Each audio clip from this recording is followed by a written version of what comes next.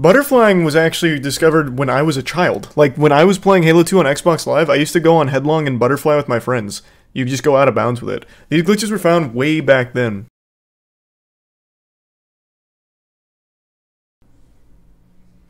Yep.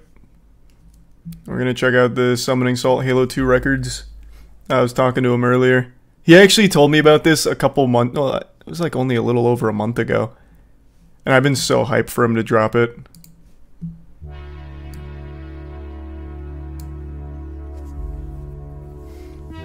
I still think Halo 2's got such a fucking good speedrun route. The tech in this game is amazing.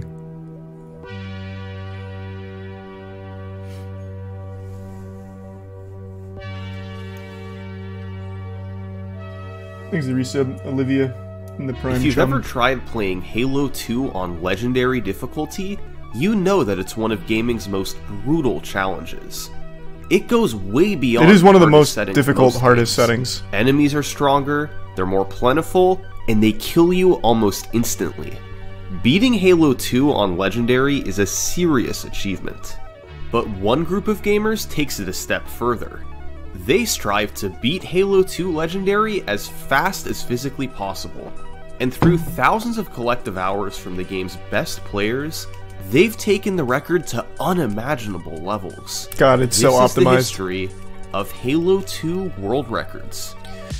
I don't think he touches on it in this video, if I had to guess, but there was actually so much controversy with some of the early Halo 2 runs. In fact, I recall vaguely, I can't remember the details. Bungie ran a competition for, like, beating Halo 2 the fastest, and there was a guy who completely fucking fabricated everything. He cheated. And he was hyped up as, like, the best in the game ever, like, the ultimate Halo 2 gamer, and then he had to do it live one time, and he couldn't even beat it. Like, he couldn't even beat the fucking run a single time. Like, he couldn't even beat the game. I can't remember his name, but it was such a great video on it. I think... who was it? I watched so much Halo 2 history like 5 or 6 months ago. Who posted that video? It was a great documentary. It was Rocket Sloth. Okay. Yeah, Rocket Sloth made a whole video on it. It's so good. There was a lot of controversy on like the early Halo speedrunning stuff. I don't remember where to go. Yeah. Billy Mitchell. Nah, Billy Mitchell hasn't touched anything outside of a fucking arcade cabinet.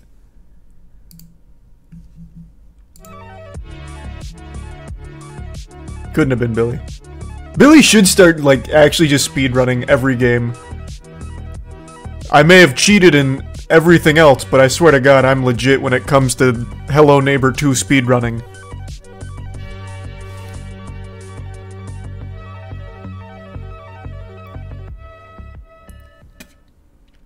And now a word from this video's sponsor, Xbox Game Pass. Speedrun RuneScape. Valheim is now available to play on Xbox with Game Pass. And to celebrate, they're hosting a new speedrun competition.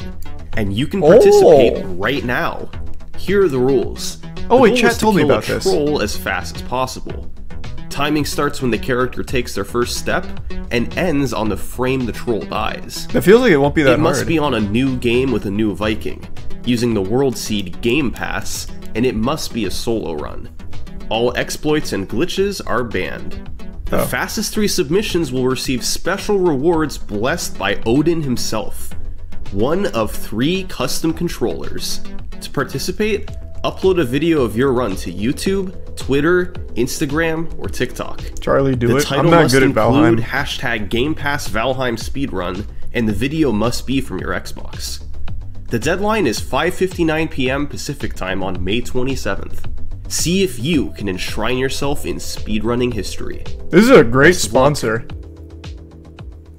Whoever was in charge of this sponsorship really fucking nailed the placement here. This fits right at home on a Summoning Salt video, and that is like an actual great challenge. I think that's cool. With hundreds of high-quality games like Valheim available on release day. Thanks to the bits deal. Discover your next favorite game with Xbox Game Pass. And the resub Lauren. And not like a full lore video. Halo 2 has had a thriving speedrun scene ever since its release in 2004. Players competed on both individual levels and the full game on each of the 4 difficulty modes. Tier 1. While all these records were lowered over time, The most prestigious one was the full game Legendary speedrun, thanks to its incredible difficulty. Halo 2 Legendary was featured at GDQ events, and videos were shared all over the internet. It was a very popular speedrun. But the actual record timeline is another story. From 2004 through 2014, Halo 2's Legendary world record was near continuously held by one player, Mr. Monopoly. Yeah! Monopoly became synonymous with Halo speedruns, holding records and playing the game at live events. But the timeline of the world record itself isn't all that interesting. Monopoly got the Halo 2 record in 2006 and remained dominant for the next 8 years. Great run. However, in June 2014, the Halo community got a big surprise. 343 Industries announced Halo the Master Chief Collection. And the bigger surprise was the fact that it didn't work. Well, I guess actually all the campaigns worked fine. They were just the multiplayer didn't function for like 5 years. A compilation of all the mainline Halo games. And to celebrate Halo 2's 10th anniversary, 343 was going to remaster it as Halo 2 Anniversary, with graphical upgrades and a few other changes.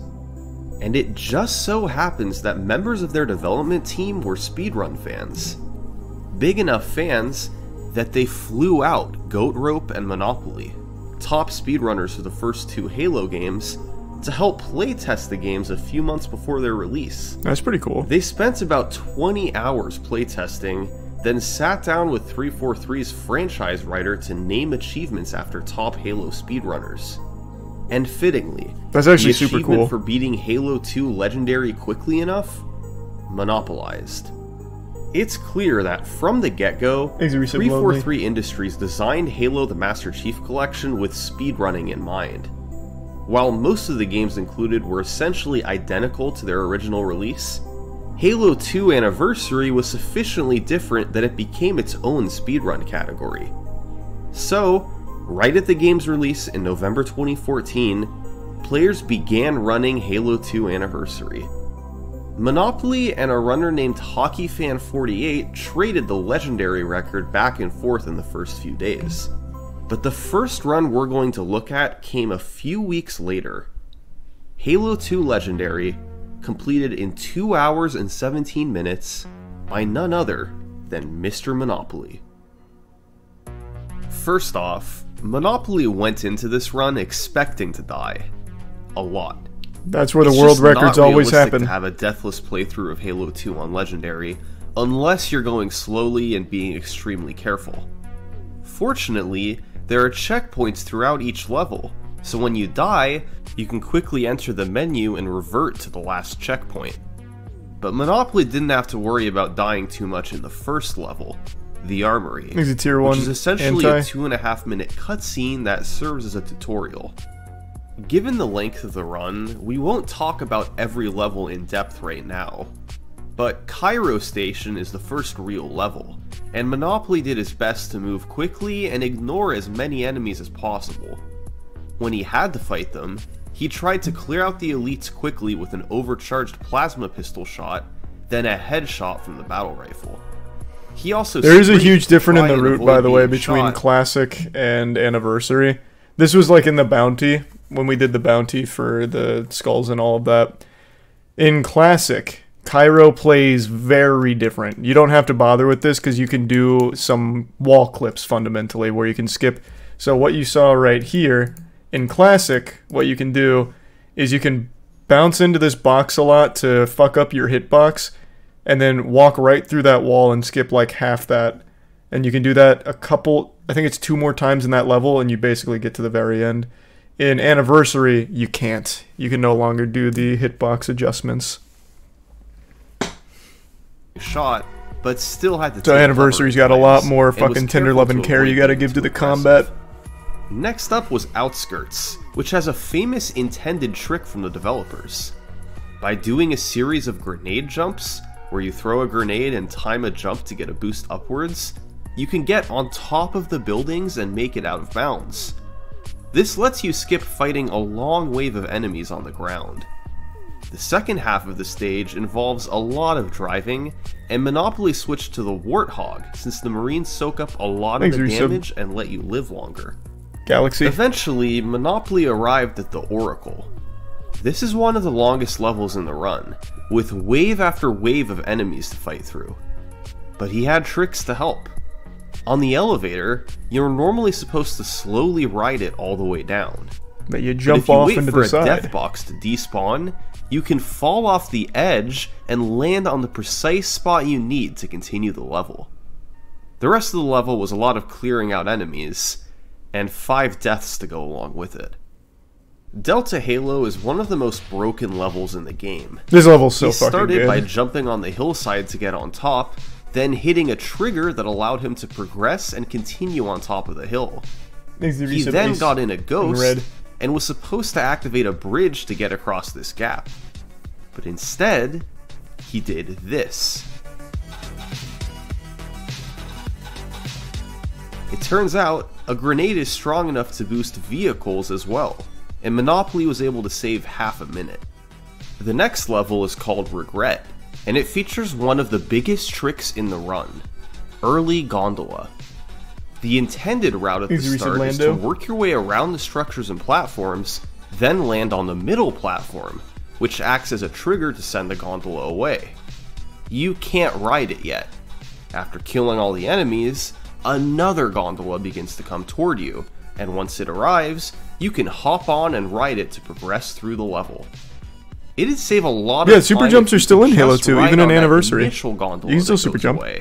But as soon as you get near it, there was super jumps in the Halo 2 Anniversary route at one point. I don't know if they ended up making the entire lifespan of the run though. But there were 2 like big super jumps you'd use. It's gone. That's where Early Gondola comes into play.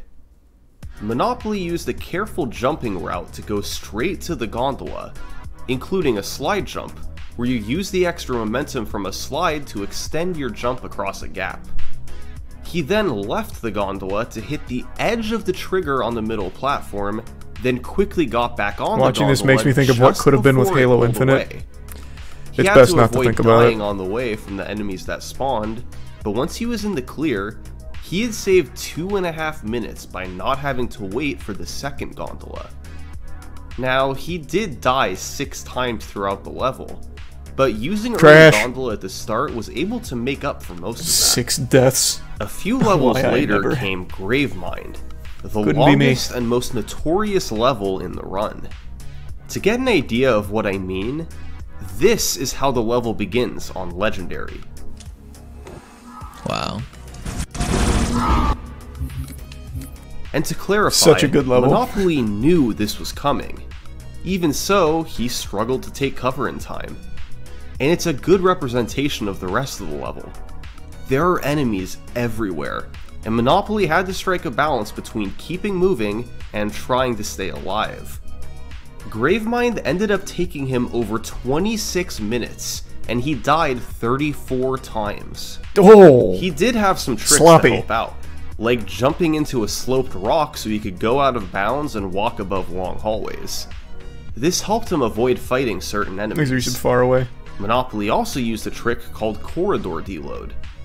During reinforcement battles, he stood in precise spots between waves to fool the game into thinking he was out of bounds, so the enemies didn't detect him and never spawned in. But even with tricks like this to help, he was overmatched. He died all throughout Gravemind, but eventually he did make it through. After a couple shorter levels in Uprising and High Charity, Monopoly arrived at the Great Journey, Halo 2's final level. He was able to despawn the Wraiths by simply driving away from them and hitting a checkpoint, and then went inside with this one's pretty free. He died several times while trying to navigate through, then got in the Banshee to wait and enter the final section of the level. Once inside, he took out the enemies, took out the final boss, and the run was complete. I'm actually a little surprised Summoning Salt didn't touch on this glitch. I guess this is going into with the assumption that you know the glitches, because there was, like, you're not usually supposed to have the Banshee there. So what you have to do is when you get the Banshee, You like drive it into the side of the building, you just fucking wait for the scarab to come through and trigger the cutscene, and then when the cutscene triggers and you start the final fight, the Banshee clips into the side there and you can just pick it up and ride it. It's cool. All the glitches in Halo 2 are so fucking cool. Monopoly died 66 times throughout the game's 14 levels, with more than half of those coming in Gravemind alone. That's Halo 2 on Legendary for you. But to be fair, Monopoly was at a disadvantage. He was the Halo 2 Classic record holder, and this was Halo 2 Anniversary. That meant adjusting to slightly different physics, tricks, and enemy behavior. Monopoly is one of the best to ever play Halo 2, but 66 deaths obviously wasn't the end goal. Yeah, there's a lot of room for improvement. He left the Halo 2 Anniversary record up for grabs, as after this Thanks run, Prime Auto. he went back to playing Halo 2 Classic. In fact, that's what most of the community did. Despite Halo 2 Classic having a history dominated by Monopoly, it remained the more popular speedrun. And there's a specific reason why. See, when 343 remastered Halo 2, they based it off of a patched version of the game. As a result, many glitches from the original game weren't present. It may have seemed like a good move at the time, but for speedrunners, these glitches were used all over the place. So, since Halo 2 Anniversary couldn't be optimized like Classic could, many runners simply ignored it. That being said, it wasn't completely abandoned. A community of runners still played Halo 2 Anniversary, trying to better optimize the run with fewer deaths and faster movements. Numerous world records were set, and the time came down quickly. But sadly, from 2015 through 2017, nearly no legendary world record videos survive. Nearly no work was done on the game at the time either, in general. Especially ones that were world records. Twitch automatically saved them as past broadcasts for a while, but those eventually were deleted, and no records were ever highlighted or uploaded to YouTube. Although we can't watch these runs today, we do thankfully know what the timeline was. Here's what survives of the early Halo 2 Anniversary. We had to go to the ancient texts for it. In early 2015, speedrunner Critikal set a series of world records, ultimately taking the time to 2:03:58. Critikal was a former competitive Halo player, and got into Halo 2 speedruns after seeing the speedrunning achievements that 343 added. He spent a few months playing Halo 2 Anniversary, lowered the record, then moved on to playing Halo 2 Classic. A few months later, Andy's Mountain came along. He got into running the game the same way Critikal did, seeing the speedrun achievements and trying it out Achievements himself. were such a cool thing And back in the day. Throughout June 2015, he took the record from 2:03 to 2 hours flat. Finally, a few months later, Nazar23 took the top spot. He was big into speedrunning individual levels, especially Regret, setting numerous records there for Halo 2 Anniversary. He didn't have much interest in running the full game, but eventually, he was persuaded to try it. And Nazar23 wound up getting the first sub-2 hour run in the game's history, later lowering the time to 1:56. Late in 2016, a pretty big change was made. The community voted to subtract loads from the final time, since they could vary slightly from runner to runner. That took about 6 minutes off of all runs, meaning the world record was now retimed as a 150. And about a year after this change, one final record was set, a 149 from speedrunner Jervalen. Hey, Jerv! A few months and saw his chance to take the top spot. So, this is Halo 2 Anniversary's early timeline. That's the guy that did the $20,000 bounty I set. Activity followed by months of silence. It's unfortunate that no videos survived, but at least the history is preserved. But finally, the fucking boy wonder. In April 2018, Jervalen came in clutch. He set a new world record and saved the video.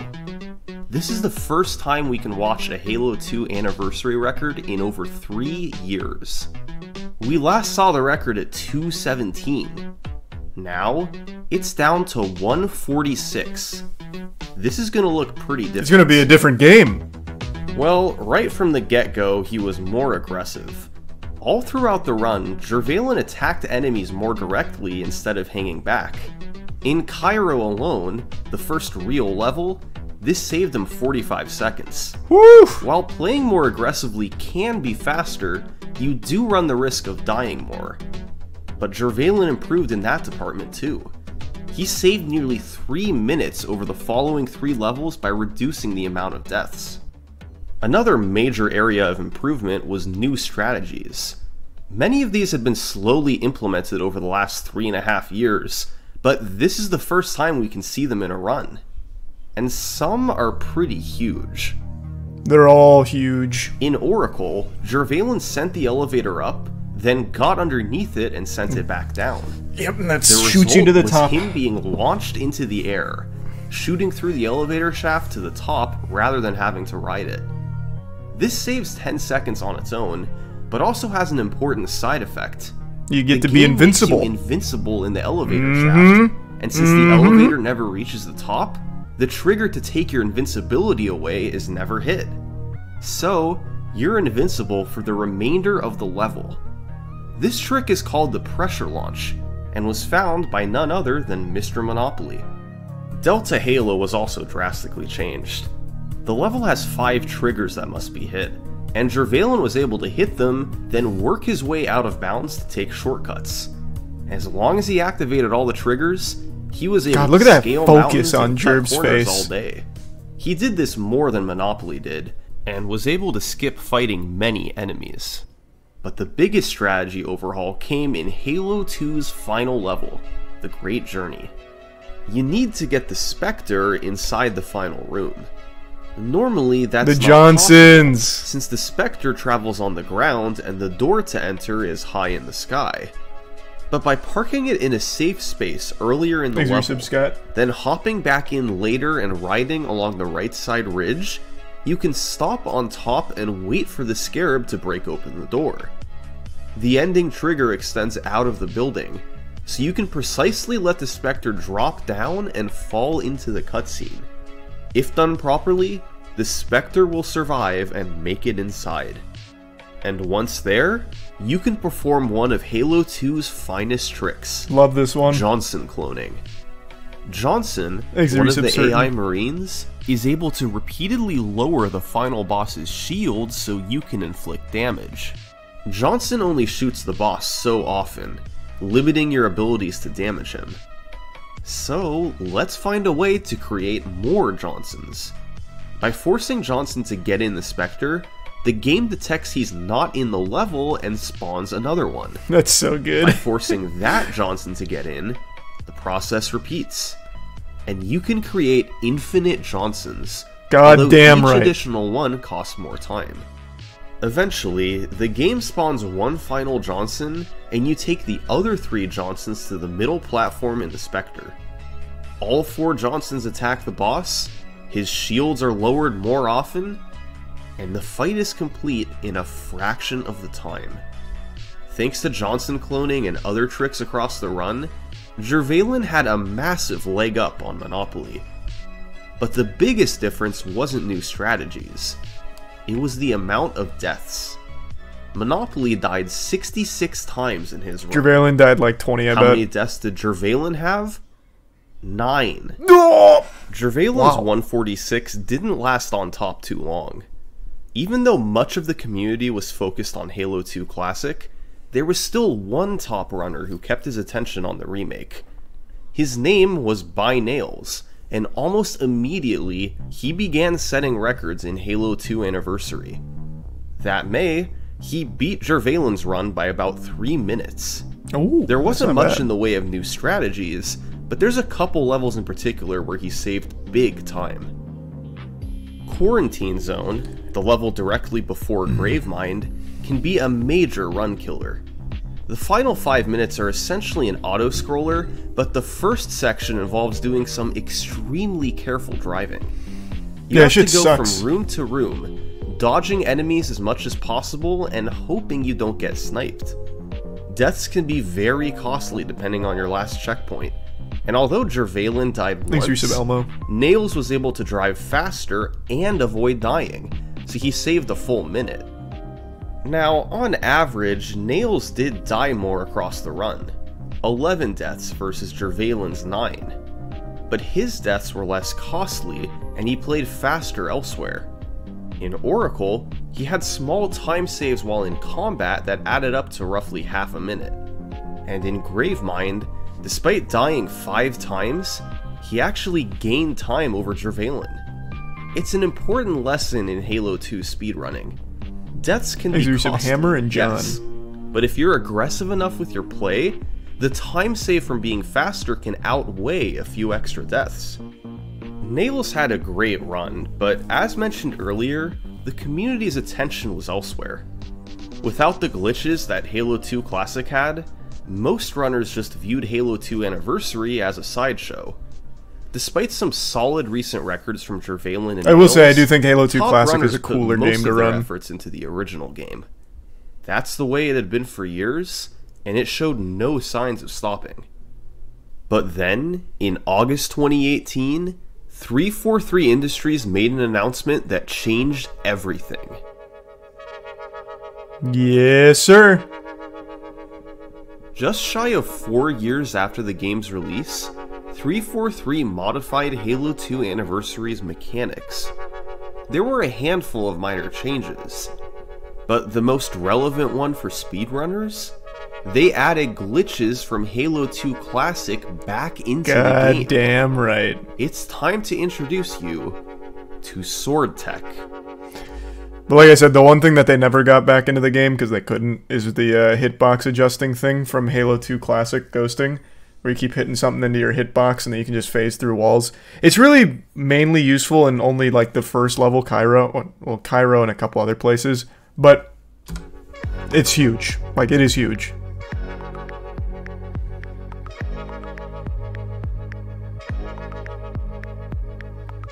When Halo 2 Classic was released in 2004, it had one particularly game-breaking glitch. You lock onto an enemy with a Sword weapon, canceling, then yep. switch to the energy sword, and cancel the animation of the switch by reloading right as it starts.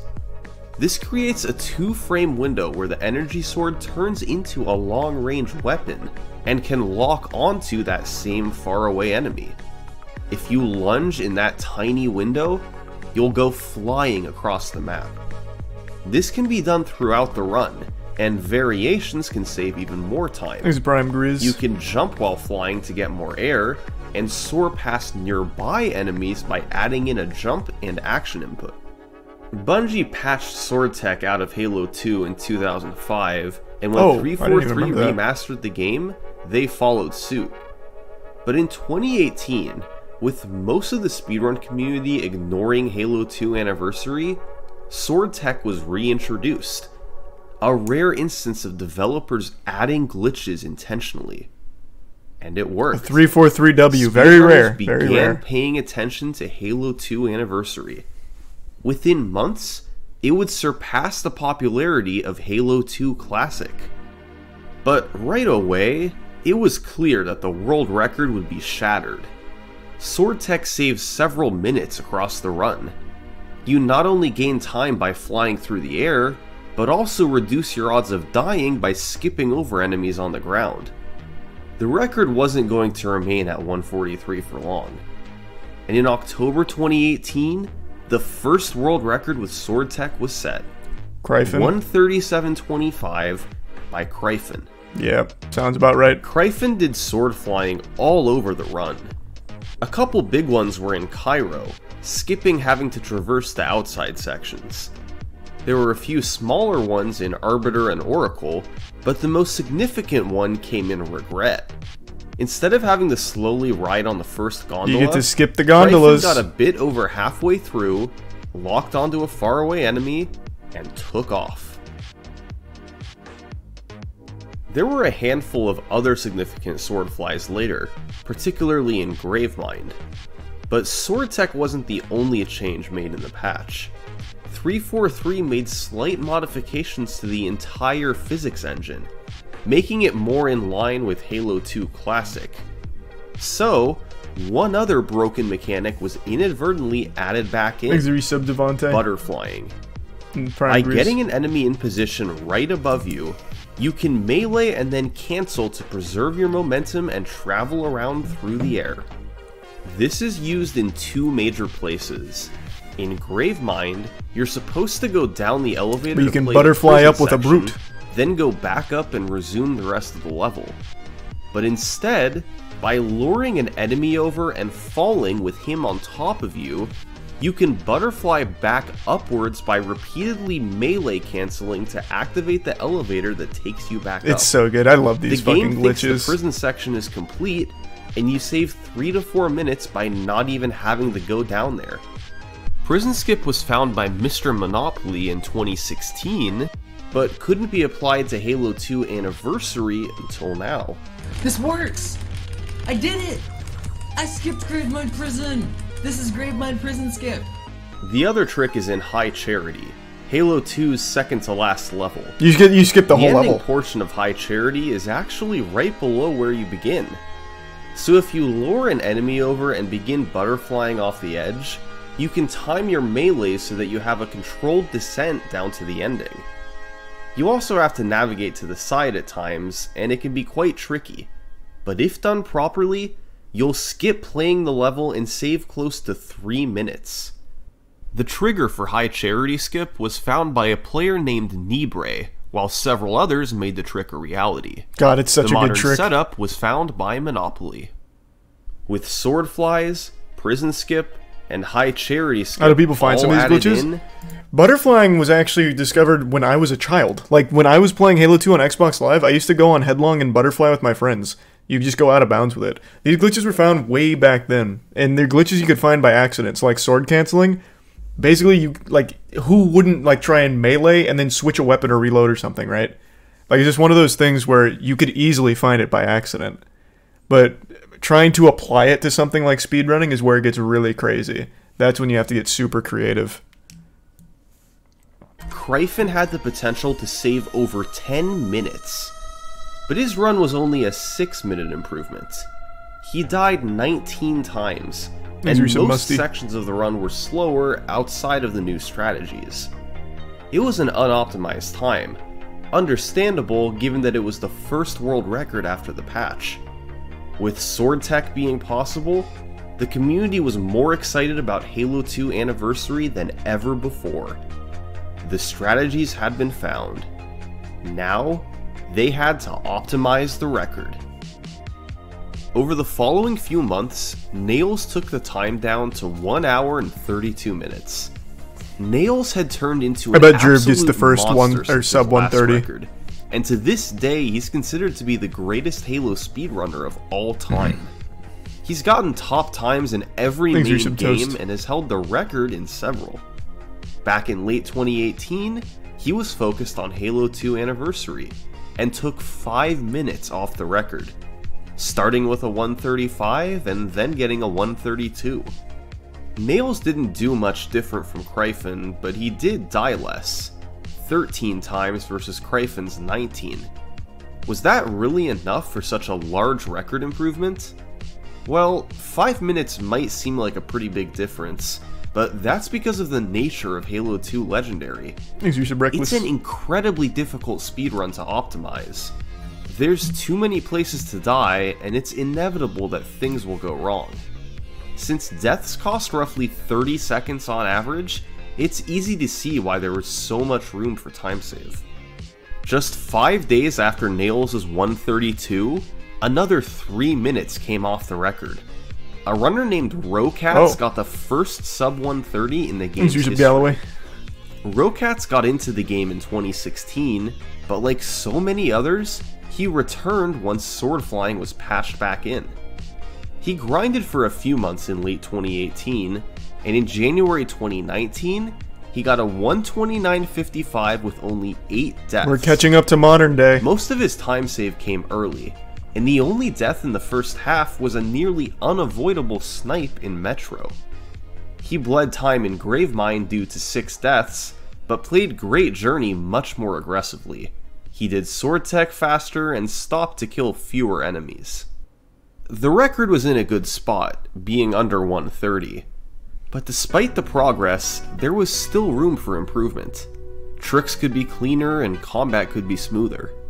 So, Rocats continued to play. And over the following several months, this is what he did. Oh, look at him go! A man possessed.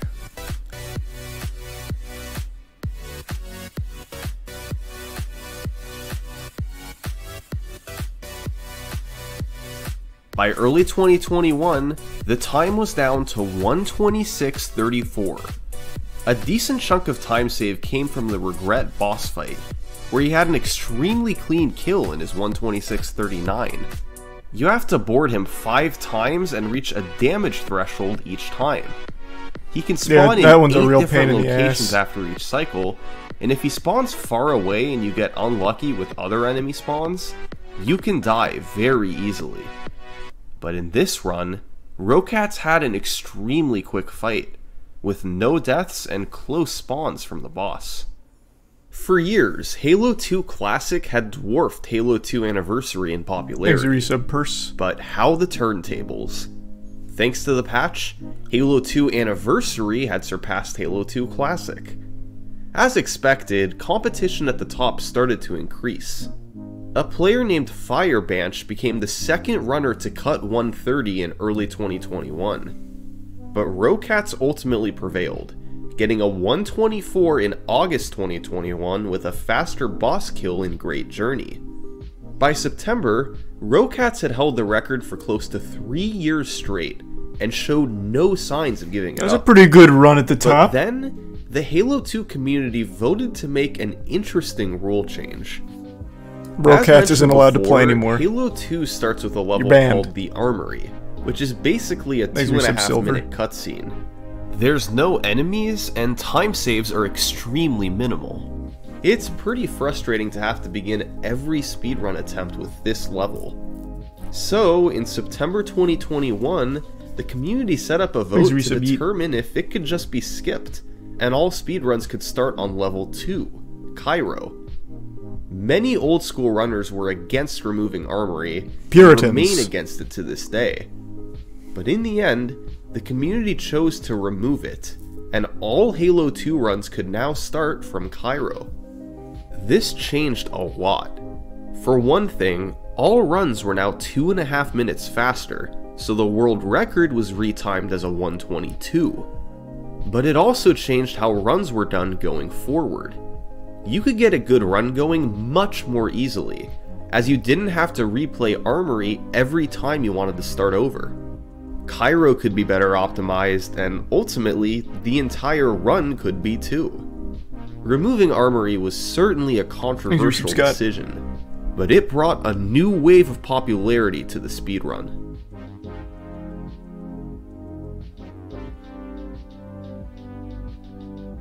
A couple months after the rule change, Critikal got a great run going. In Halo? He hadn't held the record in over 3 years. In general? But he was going to have a chance at this. He saved a big chunk early in Cairo and never looked back, slowly gaining time over the following levels. The important sword flies in Regret went well, as did the boss fight. And after a gold split on Sacred Icon, he was nearly 2 minutes ahead. Woo! On pace for a 123. He entered Quarantine Zone, 5 levels from the end. But then...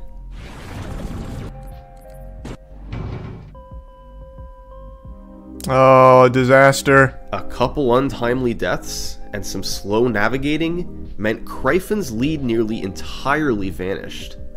His world record chance was gone, but he still got a nice personal best out of it. That's tragic. But Rocats had better look out. With Armory being removed from timing, other runners were more determined than ever to get the world record. In particular, there were 3 of them. Cryfin was in second place, and we've seen how much potential he had. He'd been dominating Halo 2 Classic for years, and with a better quarantine zone, he would have had the Halo 2 Anniversary record as well.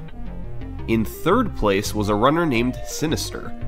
He'd been running the game for a couple years, slowly lowering himself into world record contention.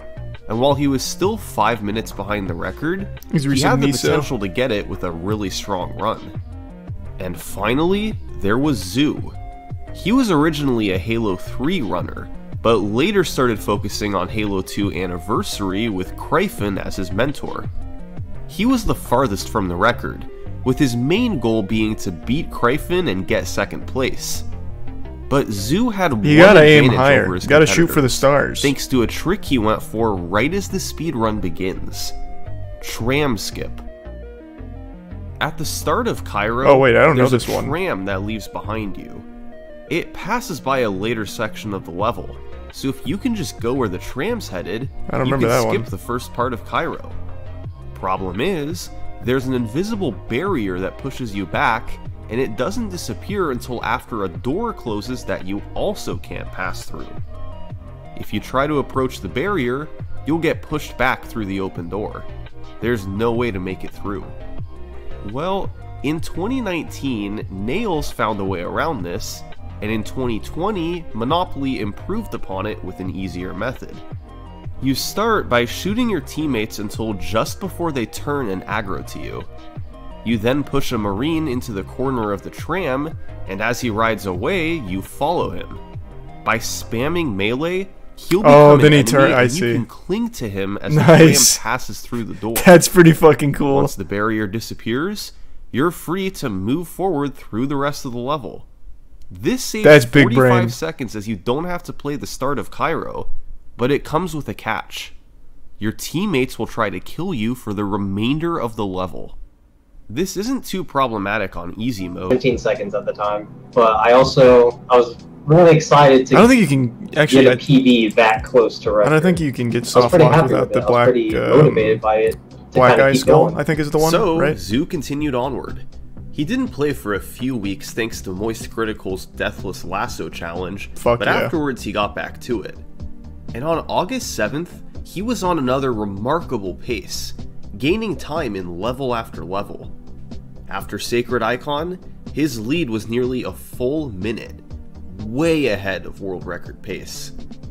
But unfortunately, Quarantine Zone did not go well, and an untimely death in Gravemind. They all competed in the challenge. Well, pretty much all of them. I mean, as a longtime Halo 2 runner, that's like classic Halo 2 legendary speedrunning. You will lose every single run, or at least a majority of them, to Quarantine Zone through Great Journey. This was now 2 huge record chances that he'd missed. He was starting to let it slip away. And right on cue, Cryfin and Sinister started to close in.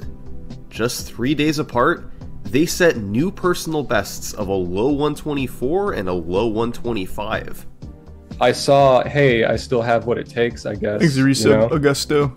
And I might have a shot at it. I was still like kind of motivated to grind it, but yeah, I was like losing hope a little bit. A couple more weeks passed, with nothing from Zoo.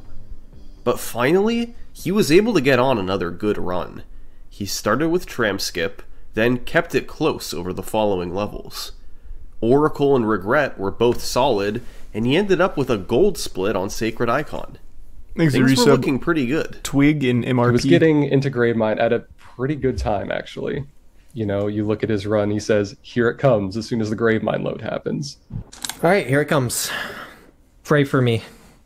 Gravemind was okay, with 5 deaths, but he followed it up with 2 more really good splits. Through it all, Zoo wound up being ahead going into Great Journey, a level where he had even more time to save. Seeing how far ahead he was of the record actually entering it and how much time he had to play with, all I'm thinking in my head right here is, you've done this a million times before, just hold it down.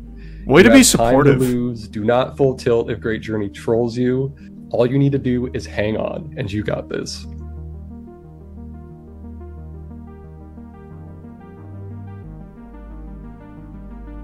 It wasn't the best, it wasn't the cleanest, but it was good enough to pull out the record. Did I do it? Nice. Oh my god, let's go. Barely a 121 as well. Oh, I don't feel pressure when speedrunning, but I speedrun dog shit games. Like actual dog shit. He finally broke that no one cares about. He had finally taken his first record, and the sky's the limit at this point, you know? All he has to do now is go wherever he wants to. Zoo had the record, but he admitted in the description that he didn't expect to hang on to it for long. Rocats was still around, and Kryphin and Sinister weren't far behind. So, despite having accomplished his goal, he continued to do runs. And to shake things up a bit, he decided to start going for a new, incredibly risky strategy in Regret. The gondola launch. Yeah, that's such a cool launch. You start by getting on the first gondola at the start of Regret. While on it, you can deload the Phantom by repeatedly meleeing. This delays the checkpoint, which in turn deletes the Phantom when it reaches the middle platform. As a byproduct of all this, a timer starts on the second gondola, and when it runs out, it'll travel back to the start. Once you get to the middle platform, you push the button and finish killing the enemies. This acts as a trigger to send the second gondola forward. So the second gondola now has two commands, one to send it back and one to send it forward. And if these commands overlap within a roughly 1 second window, the game doesn't know what to do. So it deloads the gondola entirely. It's not an easy trick. The strange result of this, if you're standing on the gondola, you'll get launched through the air.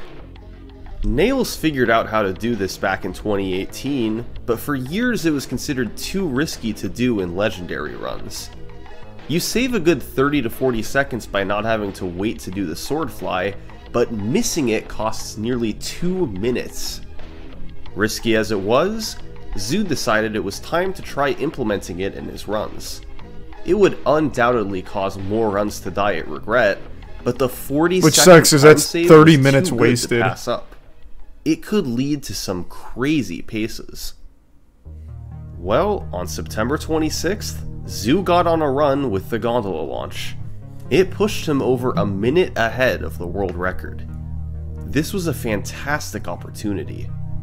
But it got even more serious when he got a gold split on Gravemind, the fastest he had ever done it in a run.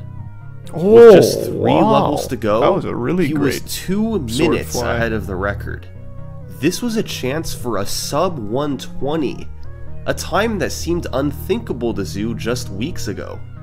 All he needed was to get through 3 more levels. He just had to close it out. And well, here's how it went. In High Charity, he tried to lure the Flood over so he could do High Charity skip. No shot he blows High Charity skip. But failed and had to revert. He succeeded on the second try, but accidentally pushed Oh no, he's fucking up High Charity! His time loss is hurt, yet he still retained a minute lead. But Great Journey was even worse. He died 3 times, including twice while driving the Spectre. No! He still finished the run off as a world record, but it was nowhere near what it could have been. This was starting to become a habit for Zoo. He was getting crazy paces late into runs, and things went wrong in the final couple levels to derail it. But this run did make one thing clear. Sub 120 was now the ultimate goal for Halo 2. Zoo had been on pace for it. Now, he just needed a clean ending. Thanks for the resub, Edgar. Well, and a few weeks later, he got on a run that fell behind in the middle levels. He had to revert to the last checkpoint 5 times in Regret, despite getting the gondola launch. He also had a slower ending to Sacred Icon, and couldn't match the gold split in Gravemind of his last run. Zoo was running against balanced splits that he had made, but in reality, he was about 45 seconds behind the record going into High Charity. But he knew he could save that time in the final 2 levels. And despite dying once in High Charity, he managed to save over a minute in the end to get the record. The final time was 1:20:56. A solid record, but now it had the opposite problem. a weak middle game with a really strong ending. In order to get the ending's just the main one that matters. You're always going to get good middles at this level. From start to finish. But Zoo wasn't discouraged. He's too good to fuck up. More determined than ever to get the sub 120. And the very next day after this 120.56, this happened. Wait, October 15th. I was feeling very good about it from the very start because I got my Cairo was a 440, and that was my individual level record for Cairo. So right off the bat, I was like motivated to keep it going. Got a decent regret this time. Got the time save, or a lot of the time save I needed for that mission. When he built up this big time pool into Grave Mine, you're kind of like, you don't want to set your expectations too high, but then he got a really good Grave Mine. I think it was like a 905. That's just insane. So he's suddenly on this incredibly sick pace, and you're just hoping that it survives. At that point, I was getting nervous again. I was letting the nerves starting to get to me. 12 levels into the run, Zoo had amassed a 1 minute and 23 second lead. No shot he dies in Great Journey again. That's a fluke dying there. And a 119. That's an act of God. There was still so much that could go wrong. Nah. At this point, when he entered Great Journey's free that far ahead, I was super nervous for him. He can either get his goal, he can be happy, or it's going to be the most heartbreaking run of his life. Having done some of those runs myself, I know it's not over until the final cutscene plays on Great Journey, and unfortunately, that's kind of how this run played out. Oh no! Not again, Zoo! Not again! Your heart sinks, and it's just tragic to watch. Despite the deaths, the run still finished as a world record. But not sub 120, so it's worthless. By just 14 seconds. Meaningless! Like, can I just get it already? Can I stop choking the last mission and just clutch it out? The good news was that Zoo now had 50 seconds to save in the final level. So once again, if he could just get there on a reasonable pace, he could save a bunch of time and get the record. Wasn't what men were made for. And on November 7th, we're not supposed to sub 120. Our race isn't meant for it. It started off really good. Like, even though it started off with some time loss, a 448 Cairo was still like insane. The missions after that went pretty standard, so I ended up being ahead by quite a bit. And then Regret came. Regret, everything went my way basically. Then I finished QZ, ended up getting a QZ. A 57-53 split is, I remember also being hyped for that. Like, that's insanely fast for a Halo 2 Legendary. When I saw those splits, a run that was this fast and still gaining with time to save on Great Journey, I was blown away. This was shaping up to be one of the best Halo 2 speedruns of all time. I do high charity skip. I remember specifically I practiced high charity skip. I feel like he doesn't get it here. I don't know. This run, so I ended up this one feels like it's got a lot of negative emotions behind it. Everything was aligning. Zoo had only died 7 times, none of which were particularly costly. It all amounted to a 24-second lead going into Great Journey, where he could save no one another fucks up huge Great Journey 5 times. Pressure was on. My mindset with this run, like, as if I'm ahead at all going into Great Journey, then like I have this in the bag. I should have this in the bag. When he got to Great Journey, I am without a doubt certain that he was incredibly nervous. As I progressed, everything seemed to go my way completely. Okay, so the end fight, the Johnsons were like in some sort of conga line. The Johnson behind the first one wouldn't shoot at Tartarus because he was shooting his own teammate. Johnson didn't shoot at all. So that kind of prolonged the fight. Like, it was taking a while for Tartarus to die. So that gave the brute reinforcements, giving the brute reinforcements time to get on the platform and kill me. But no shot. Happen. Yeah, huge. Finally, holy fuck!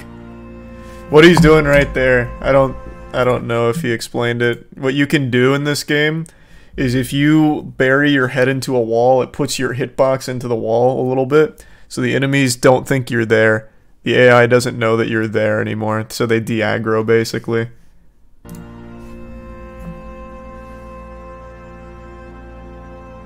It's so good. Like, there's, you know, mistakes here and there, but Halo 2 Legendary, you don't get a run that's going to be perfect. This had so few deaths, so few mistakes, so little trolls by RNG, that the time is just incredible. But easily beatable. In fact, I did it the next day. This was like one of the only times on my first try. I felt happy with the PB, you know? Like, I felt satisfied. Like, this is actually a good run. So I was happy, like, happy for the first time with the PB, with the run. It was such a good run. I finally considered a run to be good. To this day, Zoo's 119 remains on top of the leaderboard. There's been a recent push to break the record, thanks to a $3,000 bounty placed by Eki. Damn. In the first few months of 2023, Kryphin, he must really fucking hate that record. Nails have all improved their times. But Zoo's world record still stands above them. 5 years ago, world record runs used to not be saved. The game was an afterthought compared to Halo 2 Classic.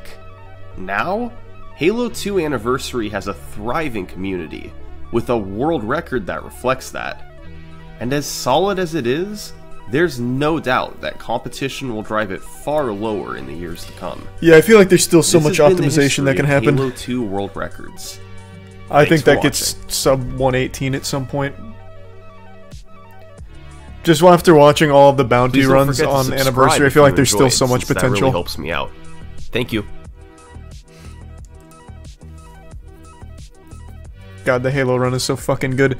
There's still so many glitches that were used in there that weren't discussed in this video. It's such a great run. I'm happy Summoning Salt chose this for the next one. It's such a fucking good run.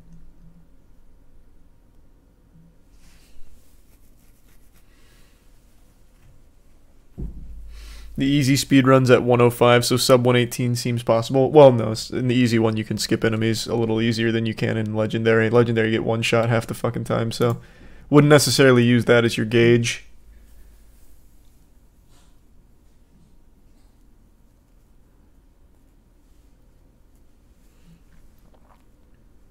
Thanks the resub swerving.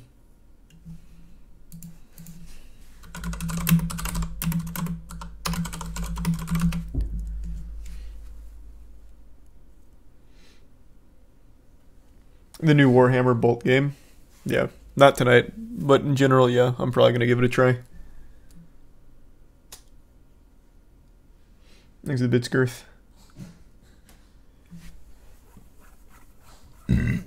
Check the world record. Well, it's still 119, man. This video was posted yesterday. Hasn't changed. Or 3 days ago. Hasn't changed. And it won't for a while. You'd have to find some crazy new glitches in order to get it down, unless you're just like one of the best runners in the game who gets a crazy pace. Any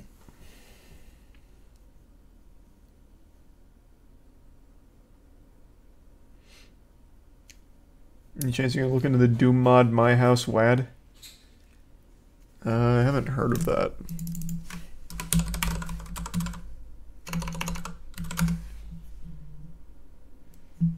Sean just played it.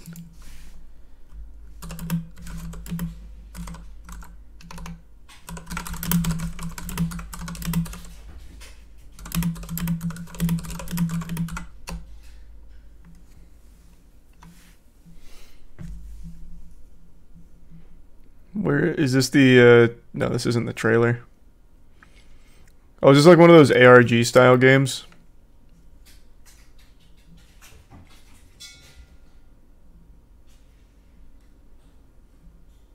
That must be the case. With a 10-minute runtime, myhouse.wad, WAD being the file format for Doom maps and mods, was ready to download for anyone to play for themselves.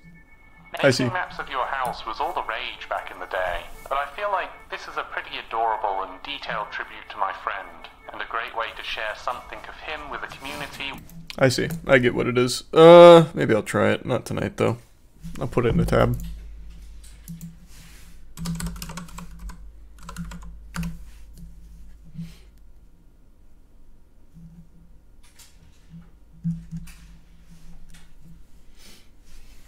Not an ARG, but it's super interesting.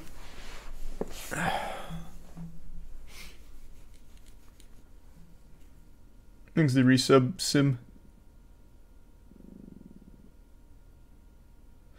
This mod is just wow. Watched the whole video and it impacted my life like crazy. I think about it daily since I watched the vid. Holy shit, I'll have to check that out later. This must be a crazy fucking video going over it. Isn't Power Pack the same channel that did the N64 Forbidden game? I forgot what the name of it was. No, it doesn't look like it.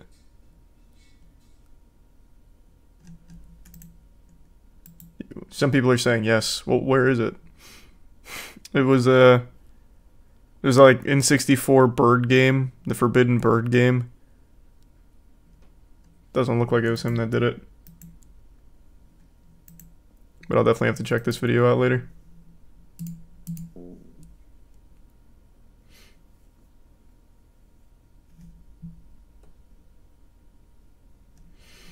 It's the first WAD to make rooms be able to be on top of each other in the Doom engine. Does a lot of insane stuff never done in Doom. Well, that's pretty cool. Okay, I'm gonna go say goodnight to Tiana real quick. I'll be right back.